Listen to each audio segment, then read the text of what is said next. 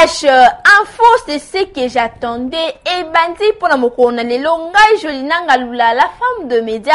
Nous allons toujours na sengo pe plaisir ya ko présenter yango pona bino magazine Voici l'homme info o epe sarabino ben information nyonso na o Italie la marque déposée de Jésus-Christ, l'ambassadeur de la parole de Dieu, le commandant du temple, le pasteur François Mutombo. Voici l'homme pe na o Italie ACK Kalembele Bimobimba. Merci papa maman de komoba lipin de komwasi na confiance pe fidélité. Oyo bozo continue toujours à accorder na VH Info.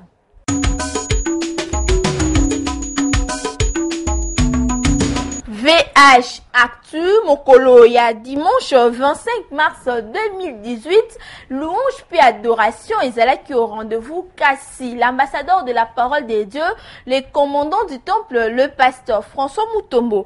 Voici l'homme a expliqué qu'il n'a pas été sorcellerie de conservation. Tout Changyongo a passé dans commentaire.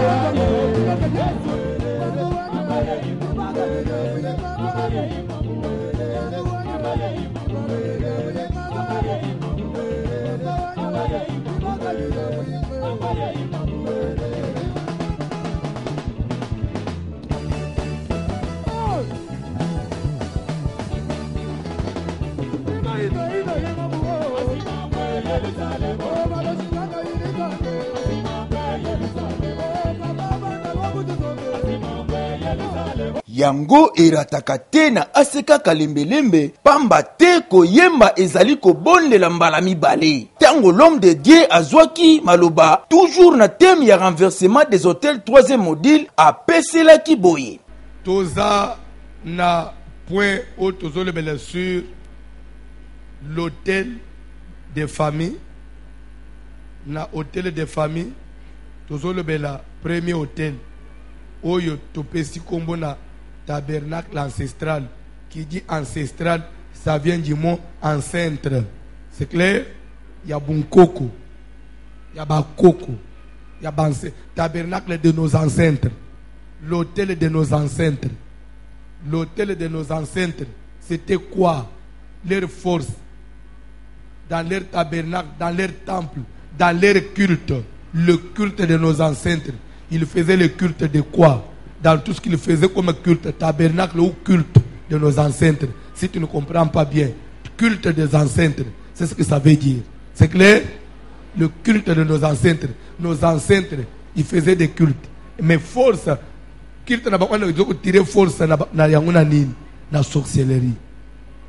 C'est clair?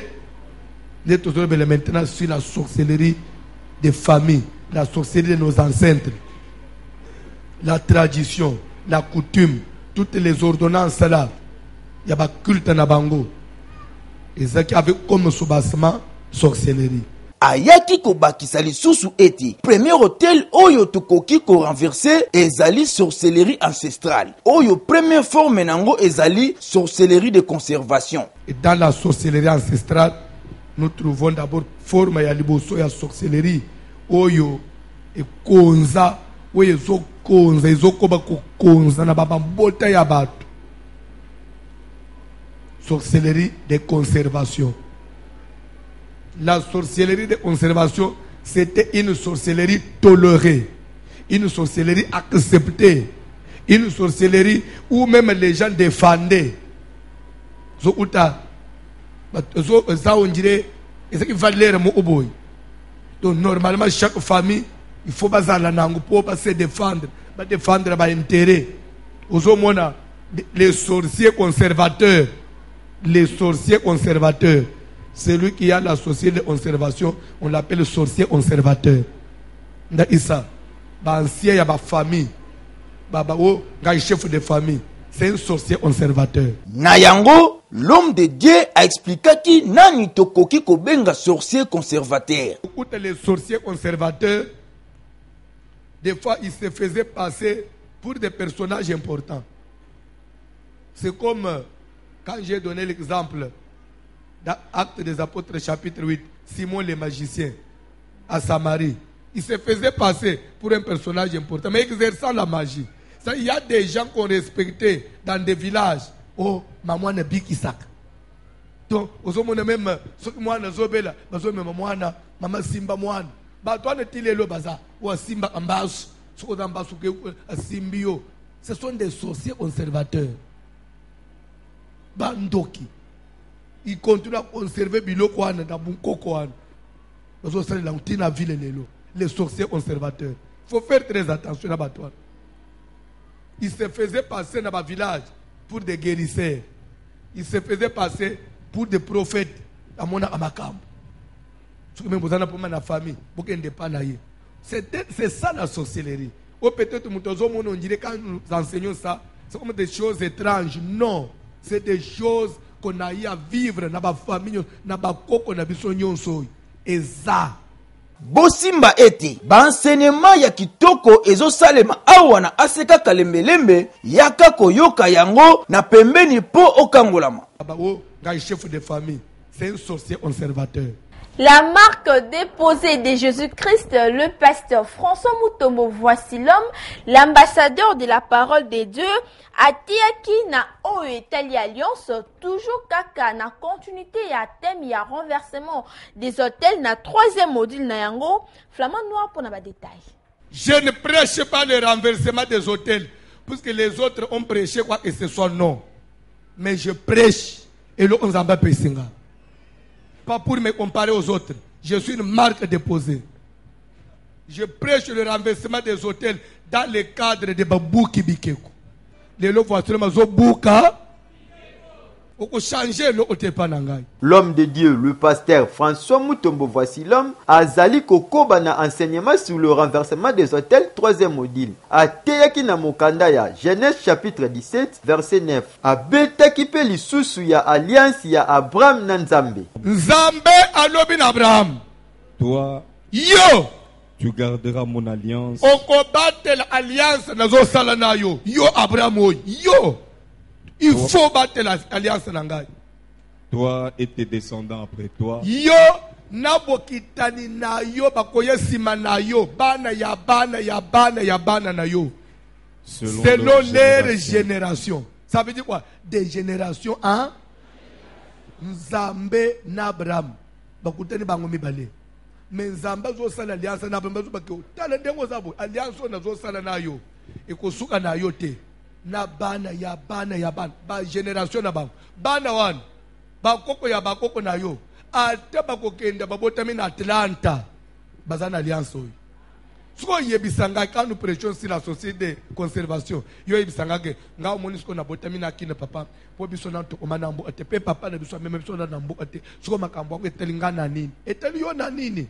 Mais tu es dans l'alliance de tes ancêtres. Comme d'habitude, la marque déposée de Jésus-Christ, le recteur de l'université Nzambe, le commandant du temple, l'homme à la tunique de plusieurs couleurs, le pasteur François Mutombo, voici l'homme, a péceli un exemple biblique ya bana Israël. Bana Israël en Égypte, 4 siècles, 400 ans en Égypte. Moïse na Zamba, azole se bibwele ya bokilo jetro. Moto ezopela na zamba na nzete voix ezobima na moto. Moïse, je vis la souffrance de mon Dieu. Appelle Israël son peuple. Israël, depuis quand Israël était son peuple, Israël était son peuple depuis son alliance avec Abraham. Israël était toujours son peuple. Il y a des gens, vous appartenez aux sorciers du village sans le savoir. Pour na bango ndengo bota kabana no one ezabilo onabango. Oh, mais lobi to na délivrance na poko ba sero to na poko. Il y a une série na chemi ko bazo banini François oyedeli eloko na biso sana musala na ona batu mususu tike eloko bazo benga mutu we eloko na biso susi na yo nini biso moko bakolo eloko to panzango to bebi sango biso moko bakolo to biye bonga te odo minyo ko na pona nini. Yo François, on a bana te, uki pagabana, ulandre bana.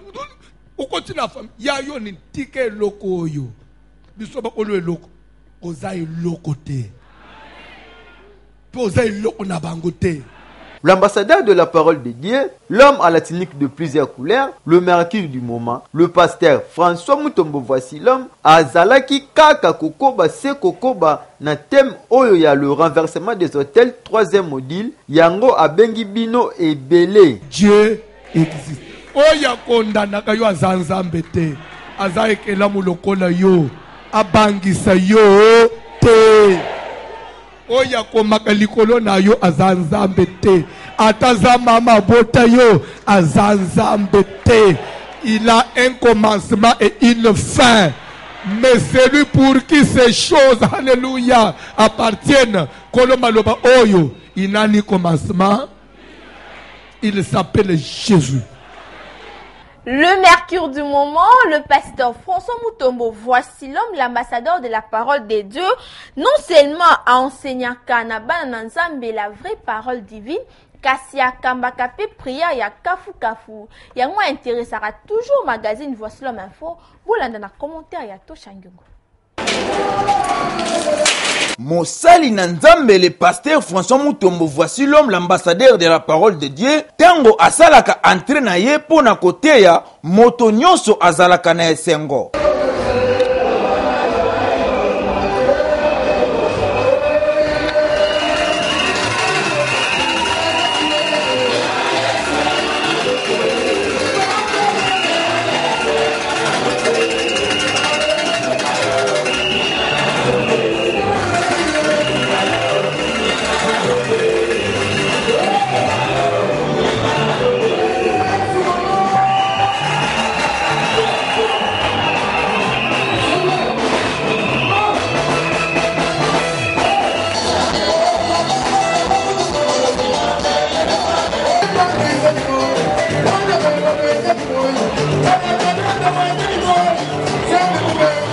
Batondi Samakana Sai Pambate étant un bon berger, la marque déposée de Jésus-Christ a enseigné à Kabango la vraie parole. Chrétien, il faut comprendre que notre religion est différente de la religion musus. Religion na biso est je dirais même étape où est vraiment sacré na religion na biso. Vous ne pouvez pas vous appeler chrétien au Génakate. Non. S'il y a des religions au Génakate, bisoba chrétien et tamboula ana jeune. Chrétien, c'est la prière. Prière. Le tout ne se limite pas de dire j'accepte Jésus. Non. La foi chrétienne, elle doit être différente dans ma forme sous. Quand vous l'acceptez, d'abord, si vous voulez être comme lui, si vous espérez aussi un jour au matanaye, la condition elle est d'abord, vous devez l'accepter dans votre vie comme Seigneur et Sauveur. L'ambassadeur de la parole de Dieu asuka kaka na bansenement te, mais akambaka pe prière oyo ya kafu kafu. Je crois que Natongo Lelozobi mana quelque chose. Mais les grands témoignages chez moi, au Komananu, moi Nanazab, la transformation de l'homme et de son esprit. Et les miracles vont s'en suivre. Ne me confondez pas. Ne me mettez pas dans ces carnets-là. Nous avons besoin de la prière. Lélo, vous invitez que Jésus se forme en toi. C'est pourquoi au Fandi Kachinabiso, aux Andoki, même si tu te camoufles, aux Anisekebiso, aux Monayote, aux Anaparate, aux Sambele na Ombona Jésus. Yahweh Sambele na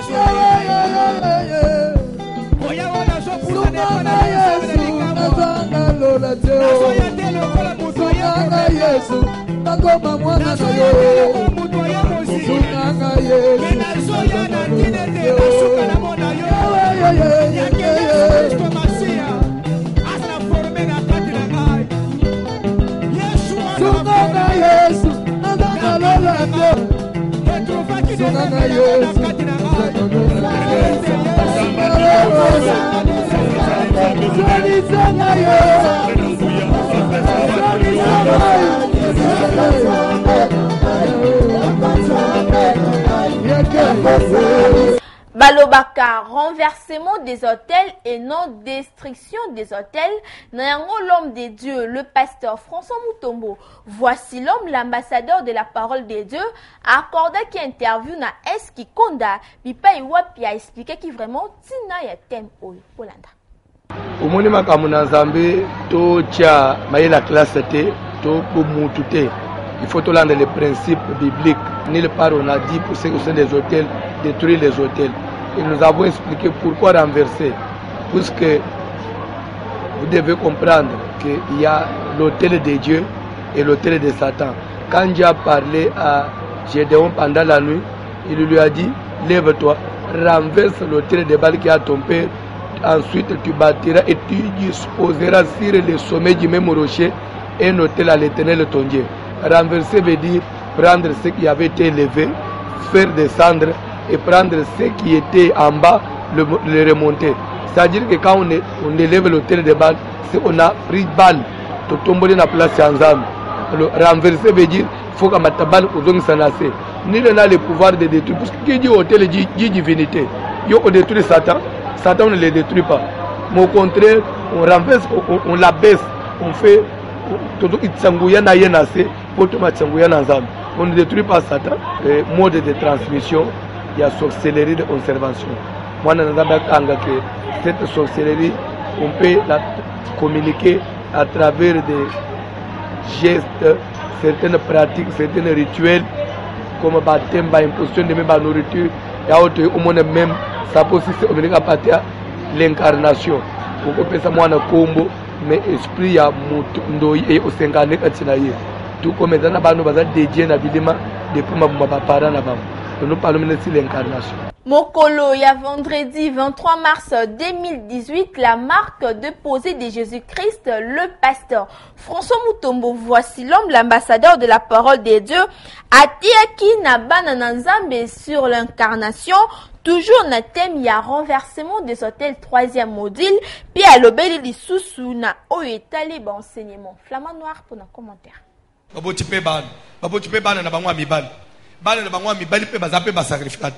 Mokolo ya vendredi 23 mars, l'homme de Dieu, le pasteur François Mutombo, voici l'homme, toujours na continuité ya thème sur le renversement des hôtels 3e module, a teyaki sur la réincarnation oyo ezali sous point na kati ya mode de transmission na sorcellerie de conservation. Lelo, ce qui muto akufi, ce n'est pas tout.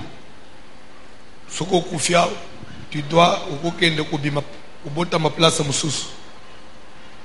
Je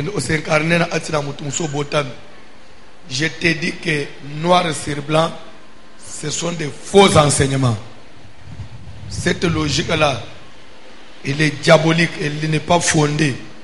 Et s'ils enseignent ça, ils veulent faire croire aux gens que le jugement dernier n'existe pas, l'enfer n'existe pas, alors c'est qu'il n'y aura pas de fin.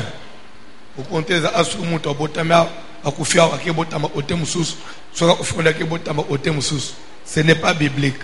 La marque déposée de Jésus-Christ, le pasteur François Mutombo, voici l'homme, a kobaki lisusu na mateya pona koloba ete na ba enseignement na yende e kobimisa mutu évangéliste soki atie yango en pratique. Ngai na kobimiso évangéliste te. Nga nazote ndenga nazote ya.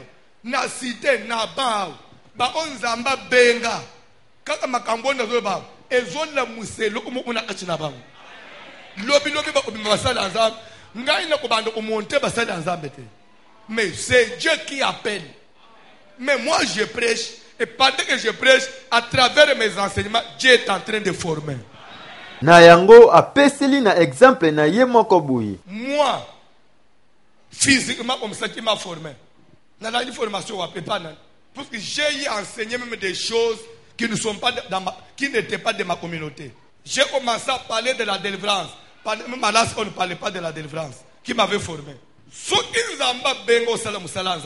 Dieu prendra soin de te former. Et c'est en écoutant aussi que Dieu va vous ouvrir. Papa, maman, ndeko mwasi to mpe ndeko mobali aseka kalembelembe ebengi bino ebele mpo na koyoka ba-enseignement ya kitoko et surtout thème ya kitoko oyo ezali le renversement des hôtels, 3e module. Le pasteur François Mutombo, voici l'homme, l'ambassadeur de la parole de Dieu, la marque déposée de Jésus-Christ. Ayamama kitoko bipai wapi akenaki ko clôturer séminaire il y a 21 jours.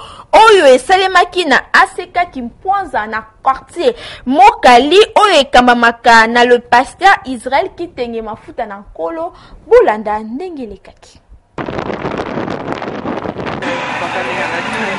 L'homme de Dieu, le pasteur François Mutombo, voici l'homme, akitaki na aseka kimpwanza na quartier Mokali, oyo ekamamaka na le pasteur Israël kitenge mafuta na nkolo. Bipai wapi, bandimi ya aseka kimpwanza, batondisamaki na esengo, komona mosali na nkolo, le pasteur François Mutombo, voici l'homme, koya ko clôturer service ya 21 jours, oyo ba organizaki.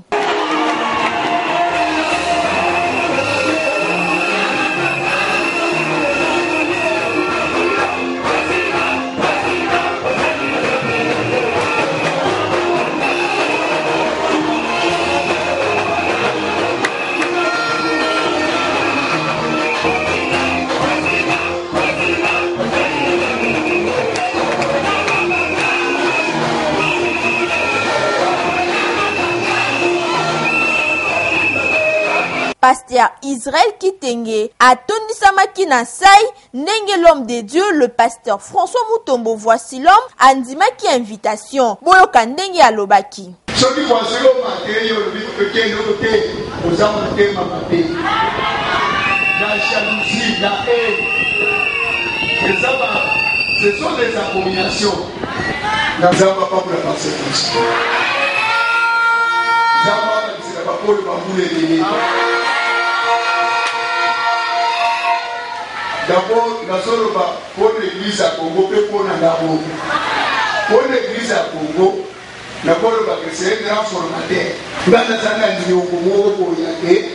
En tout cas, ma belle madame n'a été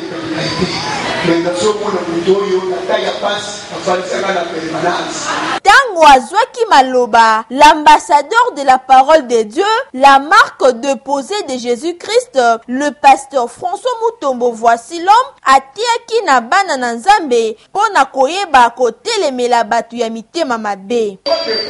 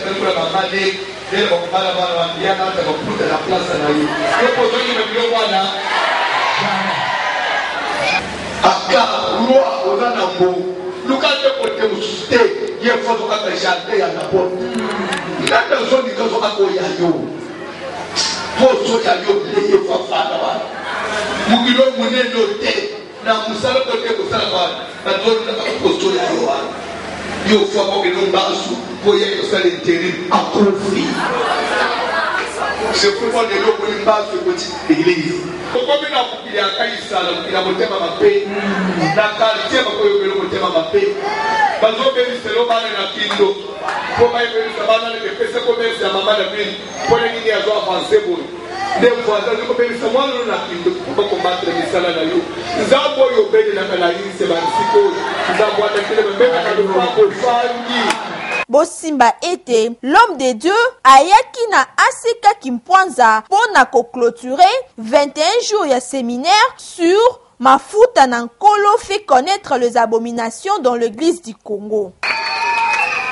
Totikala toujours na ACK Kimpwanza Bipai Wapi, l'homme de Dieu, le pasteur François Mutombo. Voici l'homme Akama qui peut prier, il y a Kafu. Bah détail, commentaire. Bénédiction. Écoute l'église.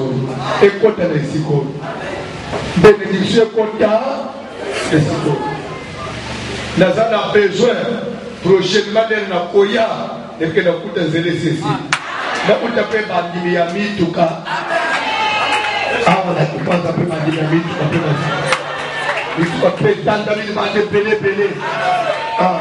Na ba parole forte ya boye, né l'homme de Dieu, comme d'habitude, akamba ki prière ya kafu. Pona kosuki sa séminaire ya 22 jours, ya ACK Kimpwanza. Atana kayo misu babe. Namba ko maye misu. Mutuno bantamu na ma projet ya mape. Lele ko mi na ma poisson. Anu quand même place au fan à tia poisson. Oko sana secret na seya tia poisson. Mutuno bantamu na poisson, yebo ba melango.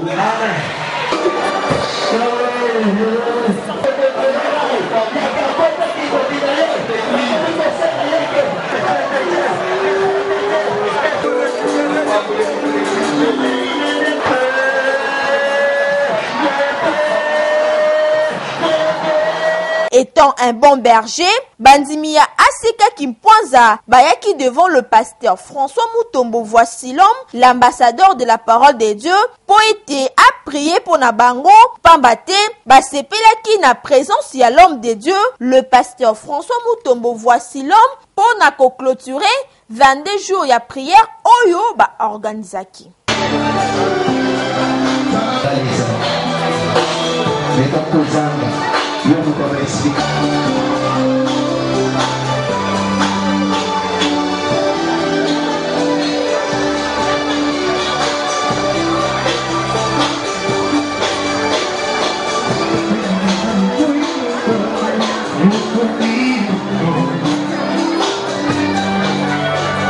FVH Eco Fondation, voici l'homme, il y a les commandants du temple, le pasteur François Mutombo. Voici l'homme, bakenda ki covidé ba faux sceptique, il y a centre d'handicapés, o ezwami na commune ya limité na quartier Funa, ba détail na commentaire o.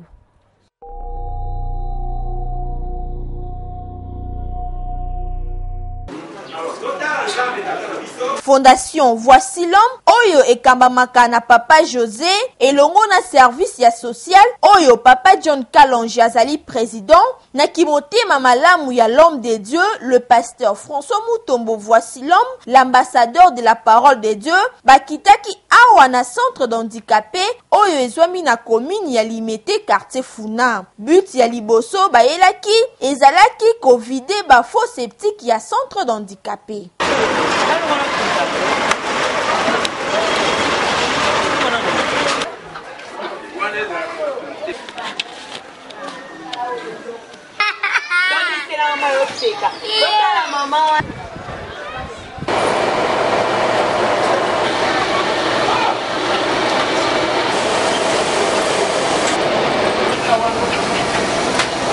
Na esengo nyonso wana, Monsieur Mbo Etawale, président ya centre d'handicapé, apesaki merci na le pasteur François Mutombo. Voici l'homme, ndenge apensaki na bango, pe na bandeko misusu.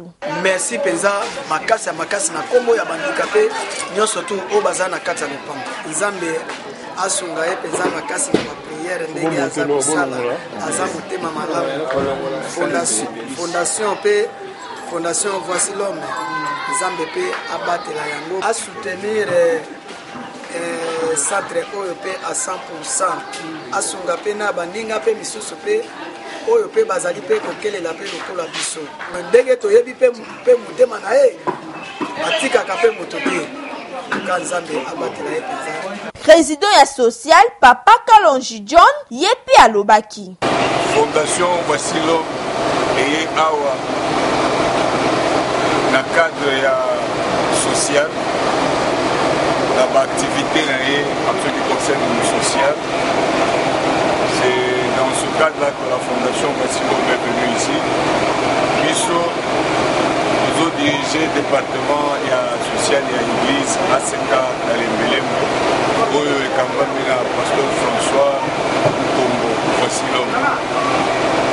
Et nous travaillons là ensemble pour nous handicapés, de telle sorte que la condition hygiénique n'a pas besoin de bien. Fondation Voici l'homme et promettre na centre d'handicapés ya mingi lisusu. Bosimba ete l'homme de Dieu, le pasteur François Mutombo Voici l'homme, asuki kaka na kote ya te kasi asalaka pe ba œuvre sociale. Boende ezalaka matondi nyonso ezonga na l'homme de Dieu, le pasteur François Mutombo Voici l'homme.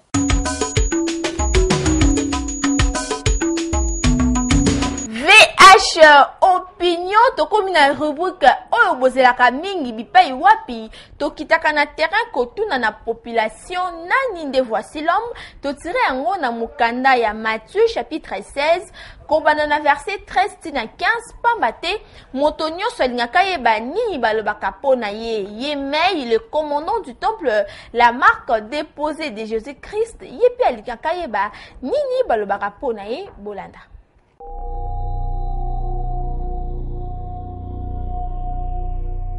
Oui, naza pasteur Abraham, pasteur ya église Bethesda, où je na Njili quartier 13 na avenue Manenga numéro 70. Oui, naïbi Voici l'homme c'est un père pour moi. Dans le bac Voici l'homme aza papa.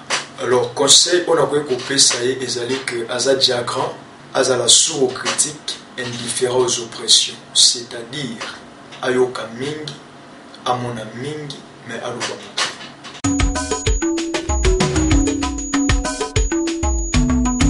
Magazine Voici l'homme info, surtout dans le mois de mars, oyo toza koko ba toujours na ba portrait chaque édition to la sakabino maman moko pour nous les portraits toujours à l'honneur ya mois de mars moi ya ba maman kasi pour na moko na lelo nani aza à l'honneur bolanda. Elle s'appelle Maman Mimi Mutombo, épouse il y a le pasteur François Mutombo Voici l'homme. Maman Mimi Mutombo, la première dame de l'ACK Kalembelembe, Maman Yabana Ebele, Maman sociale. Nayango, rédaction Mobimba ya magazine Voici l'homme info, na occasion ya mois de mars, mois dédié na ba maman nyonso, to souhaiter na Maman Mimi Mutombo, bonne fête.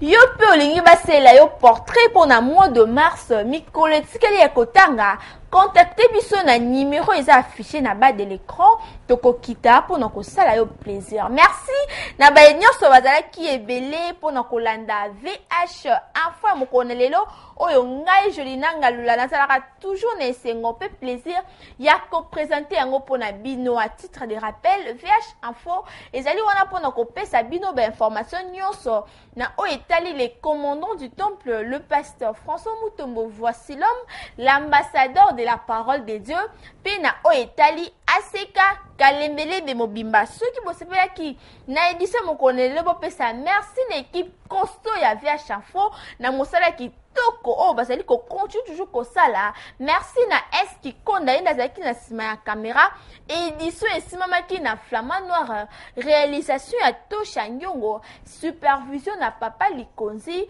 coordination na l'œil du l'aigle Israël 12 Chaba. Salutations spéciales na Maman Mimi Mutombo. Ngala bino tokutani na même plaisir, même chaîne. Utika malamu. Nzambe azala na bino.